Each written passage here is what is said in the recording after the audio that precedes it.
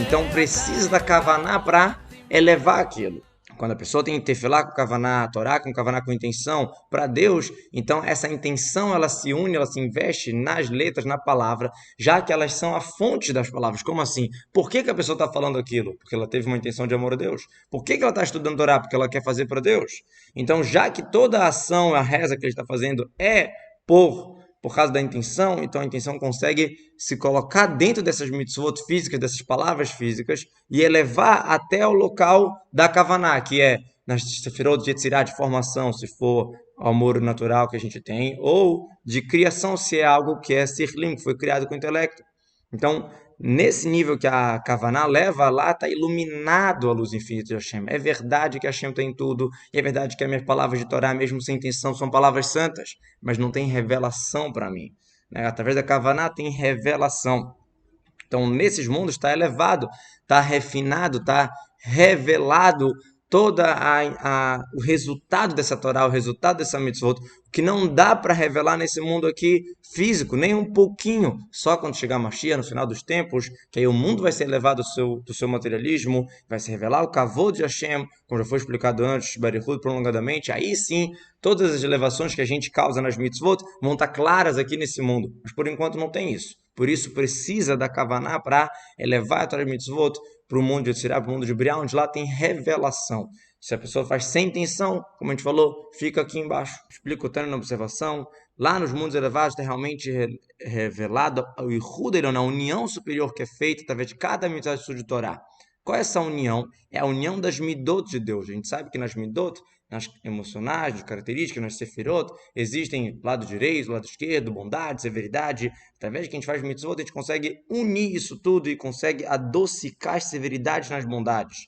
Como que isso acontece? Através de um momento propício à vontade de Deus, que revela muito grande, muito potente, através do despertar de baixo, que é através de uma mitzvah ou uma ocupação na Torá que a gente faz. No momento que a gente se ocupa com a vontade de Deus, faz uma mitzvah, estuda a Torá, tem uma revelação de Deus tão grande que é acima do limite de bondade, de severidade, por isso a gente consegue fazer um irrudo, uma união, e essa união causa adocicar a severidade na bondade e fica só coisas boas. Mas, de novo, o principal dessa união acontece lá em cima, no mundo de Atzilut, que lá a essência das características de Deus estão unidas com Ele próprio, e lá realmente a vontade de Hashem está muito claro, e só um raio disso que vem para os mundos de Briah, Yetzirah e Asiyah, criação, formação e ação, cada mundo de acordo com o seu nível.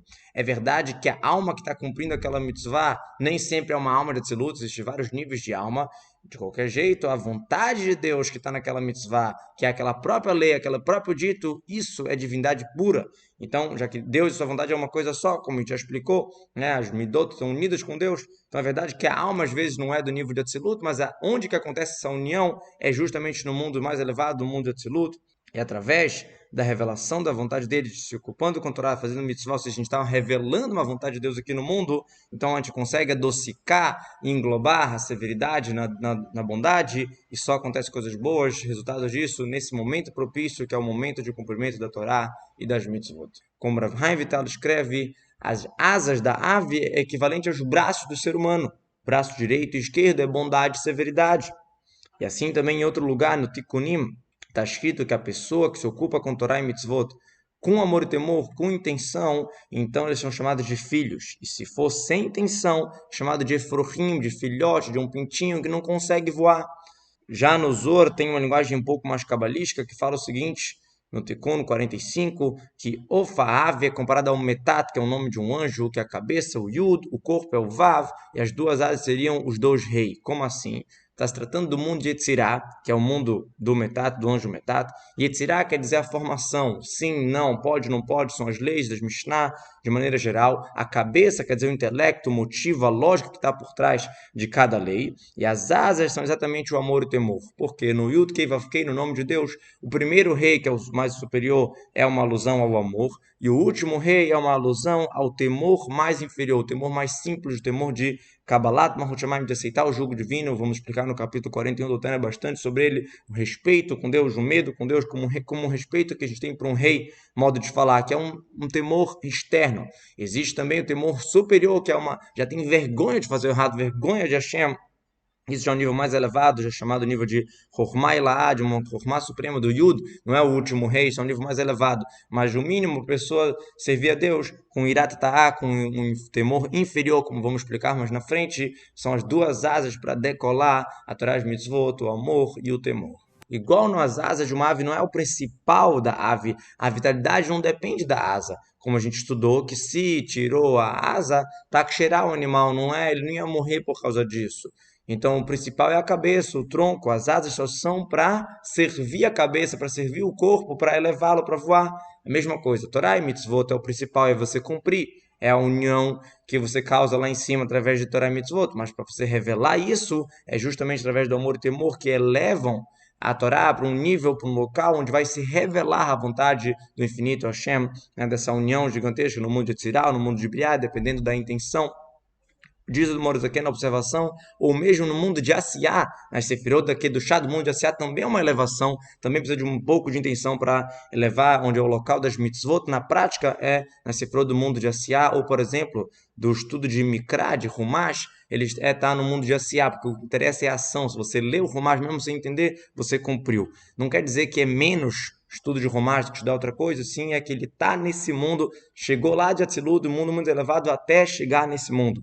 Agora, Mishnah, por exemplo, a revelação já é no mundo de Tzirá, no mundo de formação. Guemará é no mundo de Briá, porque é criação, intelecto, lógica. O que quer dizer? Ele explica. No estudo de Mikra, no estudo de Humash, a união de Deus vem desde o mundo de Tzilut até o mundo de Asiá, até o mundo da ação. Não é que é só no mundo da ação, senão parecia que estudar Humash é menos que estudar Mishnah, não é isso. Na Mishnah é desde o mundo de Tzilut até Yetzirah, e no Talmud até Briá. De novo, todas são de Atzilut, todas são, né, da própria vontade de Deus, só que a Kabbalah, por exemplo, ela não se espalha, ela não desce de Atzilut para Briá, ela nem desce para os mundos aqui de baixo, é tão elevado, tão profundo. Então aqui você vê algo curioso.